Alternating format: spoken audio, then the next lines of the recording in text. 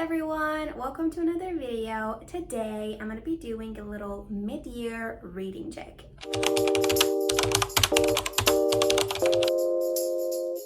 So basically I'm going to be talking about all the books that I read in 2024 up until now, obviously. I have read a total of 18 books.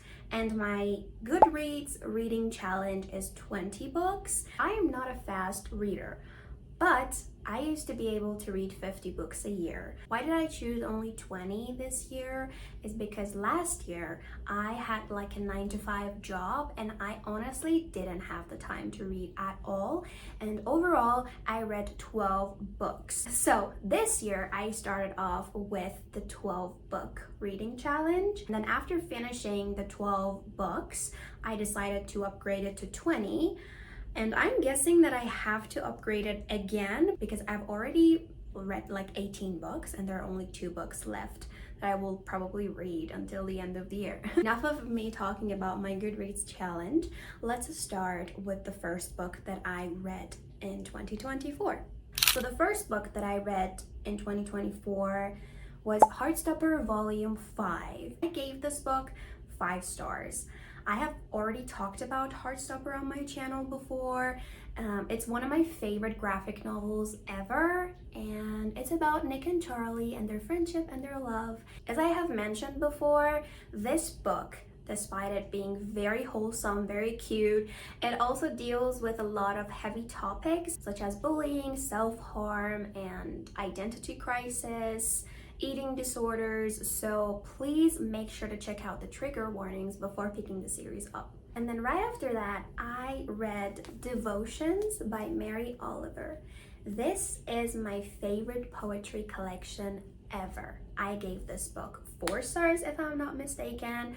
So when it comes to poetry collections, it's usually 50-50 for me. Like I like 50% of the book, and then I don't like the rest, unfortunately.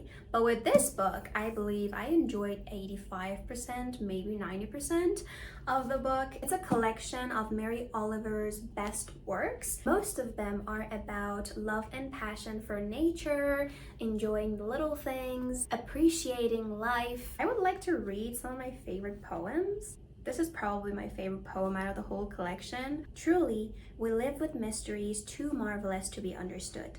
How people come from the light or the scars of damage to the comfort of a poem. Let me keep my distance always from those who think they have the answers. Let me keep company always with those who say, look, and laugh in astonishment. So cute. What is it you plan to do with your one wild and precious life? Oh my God, I love this one. When it's over, I don't want to wonder if I have made of my life something particular and real. I don't want to find myself sighing and frightened or full of argument. I don't want to end up simply having visited this world. This is such a great book to like start your day with. It like reminds you of how beautiful the world is. After that, I read The Gilded Cage and The Blood Trader, which are the second and the third book from the Prison Healer trilogy. I love that trilogy. One of my friends recommended it to me. It's a fantasy/romance series. The Prison Healer follows this girl named Kiva. She has been working as a prison healer in this death prison filled with very scary and dangerous criminals. When the rebel queen is captured, she's very ill, and Kiva is assigned to keep her alive so that she can attend the trials of ordeal. A bunch of like challenges that the rebel queen has to go through, and they are circled around elemental magic. As Kiva is trying to keep her alive, she gets a note from her family from outside of the prison. They tell her to keep her alive and that they are coming. The story goes on from there, and as I mentioned, there is a love story happening in the series, which I really love. I think I gave the first 2 books 4 stars and then the last book 5 stars. The last book gave me everything I needed in a fantasy finale. The next book I read is this one, which I've talked about in my bookshelf tour. It's basically from a video game called The Last of Us, more specifically The Last of Us Part 2. It's one of the main characters' notebook that she carries around everywhere, and yeah. The Last of Us is my favorite game series, so I just needed to have this, you know? After The Last of Us notebook, I picked up The Boy, the Mole, the Fox, the Horse. Again, I've talked about this book before on my channel. It's an illustrated book about friendship. Very cute, very wholesome. Next up, I want to talk about a Persian book. So I hadn't read any Persian books in years. And then this year, I finally felt like I needed to read more Persian books because I saw this book everywhere. One of my bookish friends said I've read it. She shared some like quotes from this book on her stories. She talked about it a little, and so I was completely convinced, and I was like, I need to read this. Symphony of the Dead. I don't know if it's translated. I believe I found an English cover for this, but I'm not sure if you can find it anywhere. I'll put it right here. It follows a family. We get to read about their lives, and there's this one character named Aydin. He's the one character that is like more highlighted in this book. He is an artist. He loves reading. He loves poetry. He writes some poetry, but his family is against that. And we follow him from being like a very normal, naughty little kid to a very depressed, some might say insane, and emotionally and mentally unstable man. Very heartbreaking. The atmosphere in this book is very dark, very eerie. It took me a long time to get through it because of the heavy themes of this book.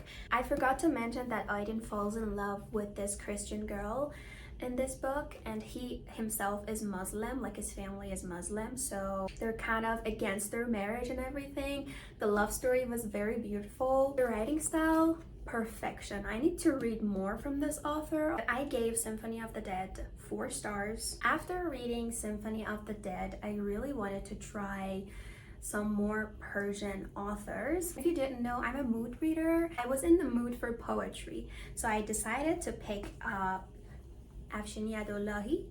I don't know if there are translated versions of these books. I don't think there are, but I read these 3 poetry collections of his. The things I had to say and you needed to hear. The customer of the closed bar. Tonight, sleep next to my sonnets. So beautiful. I have tabbed his books. They are like kind of like short modern poetry. They were great for me because I do not usually read Persian poetry, but like starting off with this, I believe it's like my starting journey into Persian poetry. And I gave these books 4 stars, 3 stars, and 5 stars. This one was my favorite. After that, I was in the mood for some translated books. So I picked up And Every Morning the Way Home Gets Longer and Longer. Once again, I've talked about this book on my channel before. I mentioned it in my video where I suggest you some books to get you out of reading slumps. This book got me out of a terrible reading slump, and I hope that it will help you too. It's mostly about family. The next book I read was from Dostoevsky. It's called The Double. Again, this is Persian translated version. This was gifted to me by one of my friends. It's about this person named Mr. Galiatkin, if I'm pronouncing it correctly. He sees a double version of himself everywhere, and this double version is like very evil, and he is basically doing everything to make the original Mr. Galiatkin seem kind of like crazy and desperate. So the main character of this book is a very unreliable character. I believe he struggles with social anxiety. It was my first time experiencing Dostoevsky. I enjoyed this book. I gave this book 3 stars, and that's not bad. It's just that at some points it kind of was boring to me. There were too much descriptions about every little thing, and I believe it could have been shorter. I don't know why. My bookmark was in there, okay? I forgot to take it out. As I was saying, boring at times. The plot was interesting. It was a little too much detail about every single thing, and I've heard that that's just how Dostoevsky writes, so I need to like get over that.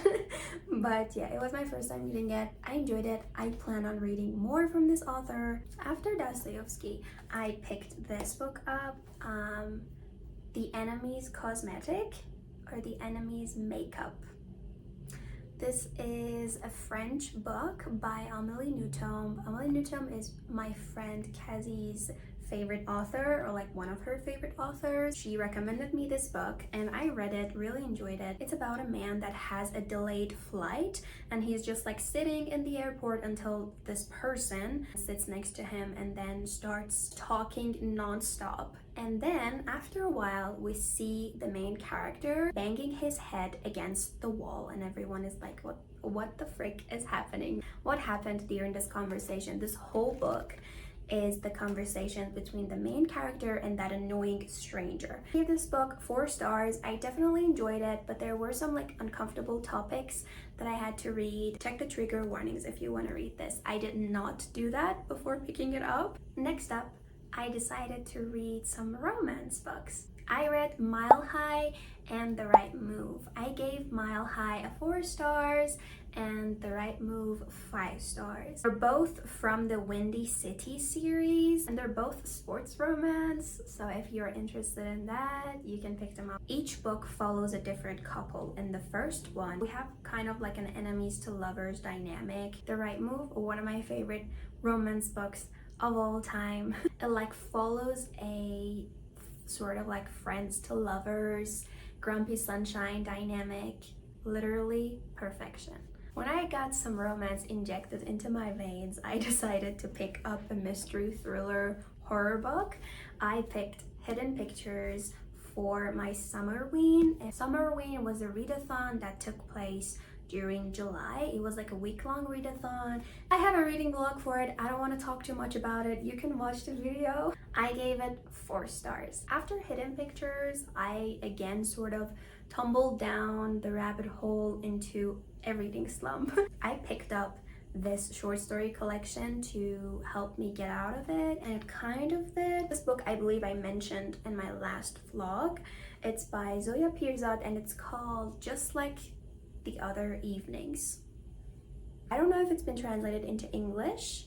As far as I know, it's been translated into French, Georgian, and Armenian. It's a bunch of short stories, very normal short stories about normal people.